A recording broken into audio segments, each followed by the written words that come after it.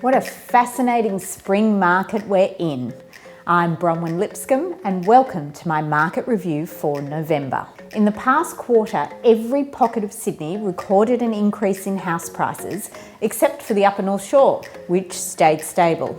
Across Sydney, the market has now recovered almost 1/3 of what it lost over the past 2 years. The Sydney median now sits comfortably back above a million at 1,079,000. There are certainly lots of positive headlines at the moment, but it must be remembered that the market is not behaving consistently. Some properties are selling extremely well and significantly above the reserve, particularly in auctions where there are multiple bidders competing. However, the headlines don't tell the full story. 25% of properties aren't getting sold prior to or at auction, and some that do sell have sold because the owners have adjusted their reserve price downward to get sold. The upper end of the market, which bore the brunt of the downturn, has led the recovery, and that is now starting to filter down the price ladder to the mid-range and low-end properties.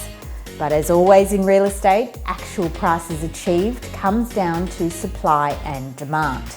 Right now, we have a distinct lack of stock for buyers to choose from, so they are prepared to push that bit higher to get an A-grade property, as they are concerned that there may not be another opportunity to find something similar, particularly as we get closer to the end of the year. The market is far from boom time conditions, but quality properties are selling well.